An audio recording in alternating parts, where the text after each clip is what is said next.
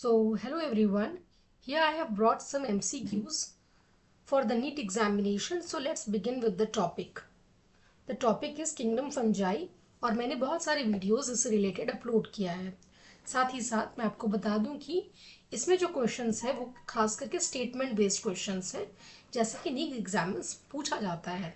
So, let's begin with the first question. My first question is, consider the following statements. Fungi are heterotrophic organisms. Cell wall is made of cellulose and they store food as a glycogen. तो देखिए, fungi heterotrophic है, ये बिल्कुल सही बात है. Just a minute, students. Yes.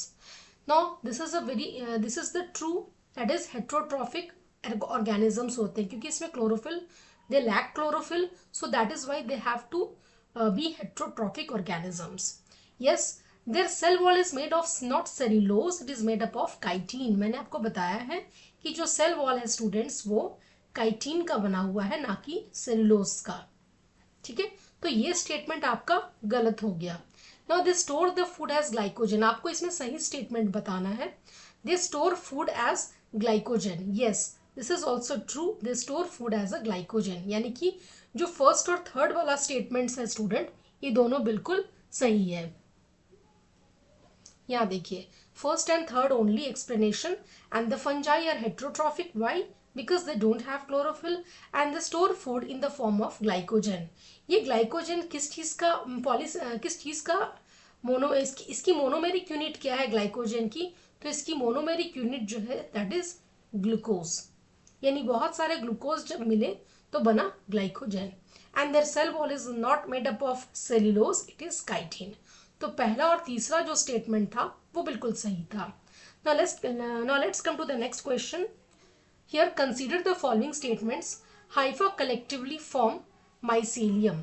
Yes, hypha collectively form mycelium. मैंने आपको बताया था कि बहुत सारे जब हाइफा मिलते हैं, when many hypha they combinedly join or form a mesh like network, तो हाइफा क्या बनाता है बच्चों?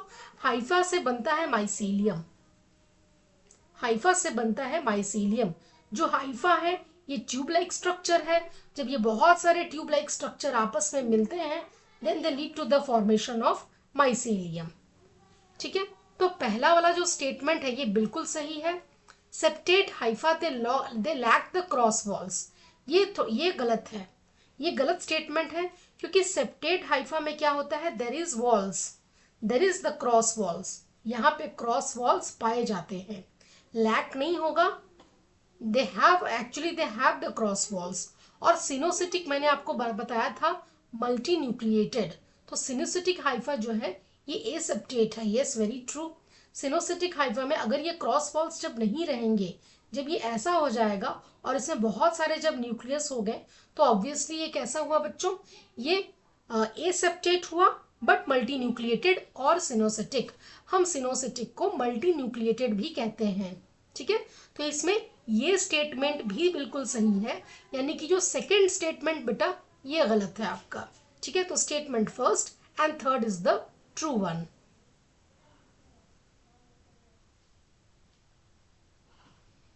First and third is true one, and hypha forms mycelium. Synocytic hypha are aseptate and septate hypha have the cross walls.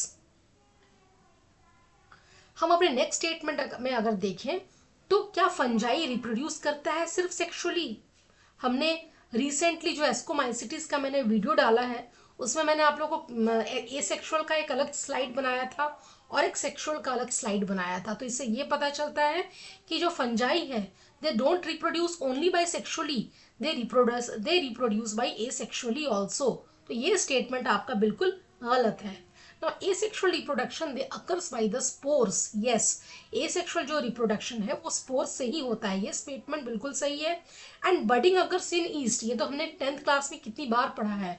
तो statement 2 and 3 is the correct one. तो answer हो जाएगा आपका बी ऑप्शन.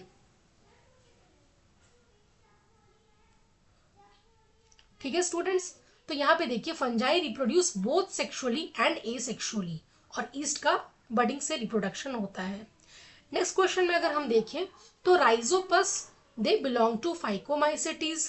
ठीक है, ये बिल्कुल सही स्टेटमेंट है, क्योंकि जब हमने फाइकोमाइसिटीज पढ़ा है तो राइजोपस के बारे में पढ़ा है। राइजोपस का जो कॉमन नाम है वो क्या है बच्चों? That is bread mould. जिन बच्चों ने मेरा अगर वीडियो नहीं भी देखा है तो यहाँ पर भी मैं फिर से बार बार रिपीट कर रही हूँ, so just make a practice for this.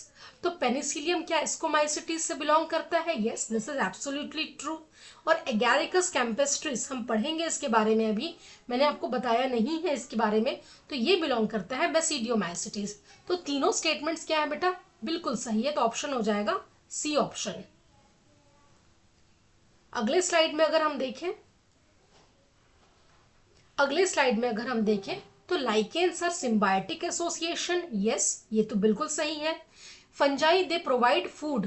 Fungi provide food in lichens. Yes, this is absolutely true, क्योंकि फंजाई एल्गी जो है बेटा यहाँ प्लांट्स की तरह है। ये बिल्कुल प्लांट है, प्लांट की तरह नहीं है, प्लांट ही है ये।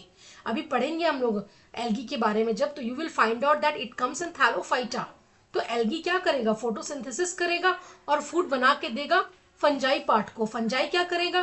पानी एब्सॉर्ब करके देगा एल्गी को। So this mutual beneficial is there, ठीक है। और फंजाई प्रोवाइड करता है shelter in lichens. So this is also absolutely true. Fungi क्या करता है बेटा? ये शेल्टर भी प्रोवाइड करता है अपने ह्यूज माइसेलियम से। तो इसका आंसर हो जाएगा option number D, that is 1, 2 and 3।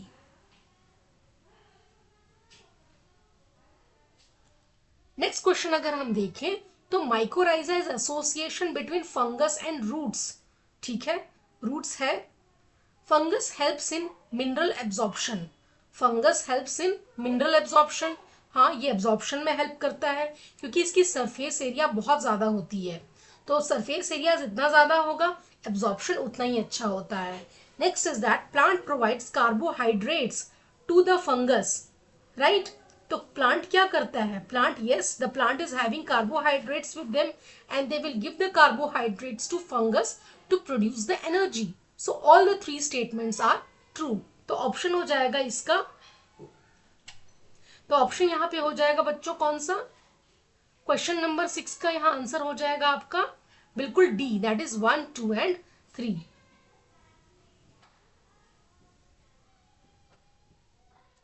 Next question number अगर हम 7 देखें स्टूडेंट्स, क्वेश्चन नंबर 7 अगर हम देखें तो fungi are mostly found in aquatic habitat. They prefer warm and humid places. ये बिल्कुल सही बात है। They act as a decomposers. Yes, very true. ये डिकम्पोजिशन में बहुत काम आता है। कौन? फंजाई। ठीक है, तो इसमें ऑप्शन क्या हो जाएगा? और फंजाई मेनली एक्वेटिक नहीं है, लेकिन मोस्टली वो टेरिटोरियल है। मोस्टली वर्ड लगा हुआ है तो इस पर आप थोड़ा ध्यान दीजिएगा, ठीक है। तो ये मोस्टली एक्वेटिक नहीं है, ये मोस्टली टेरेस्ट्रियल है। देखिए ये बिल्कुल एनसीईआरटी से लाइन लिया गया है, तो इस पर आप थोड़ा सा फोकस रहिएगा, ठीक है। तो यहाँ पे आपका ऑप्शन क्या हो जाएगा? इसमें सही आंसर आपका हो जाएगा option number A, that is 2 and 3 is very true. True on 3 जो है वो बिल्कुल सही है, ठीक है। ये गलत हो गया आपका। फर्स्ट स्टेटमेंट क्या हो गया? ये गलत है। इसको सही कैसे कर सकते हैं?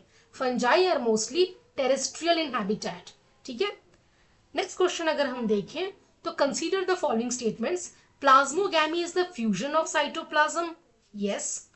Karyogamy is the fusion of nuclei. Yes again. Meiosis occurs after karyogamy. ये भी बिल्कुल सही है। तीनों स्टेटमेंट सही हैं, ठीक है। तो क्वेश्चन नंबर 8 का क्या हो जाएगा स्टूडेंट्स? That is 1, 2 and 3। यहाँ पे देख लीजिए एक बार इसको।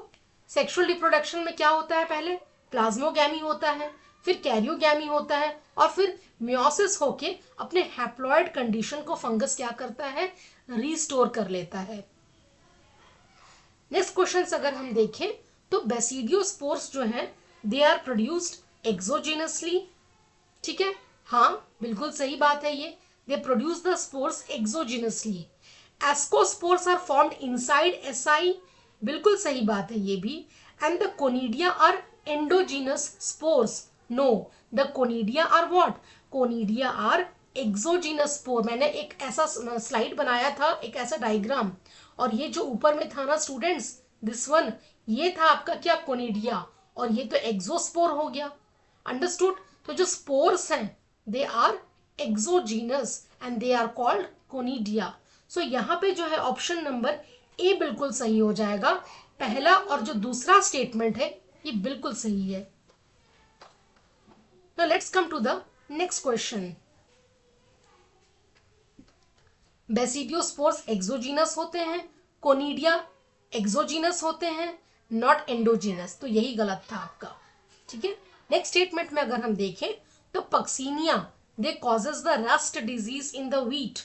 ठीक है. Yes, it causes rust. ये बिल्कुल सही स्टेटमेंट है. Ustilago causes smut. ये भी बिल्कुल सही है. ठीक है.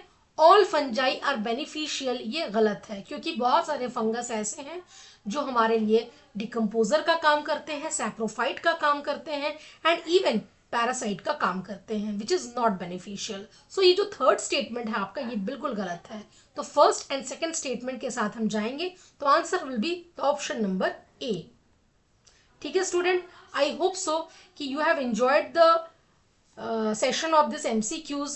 Hope I will bring the next topic again and be tuned with me. Thank you.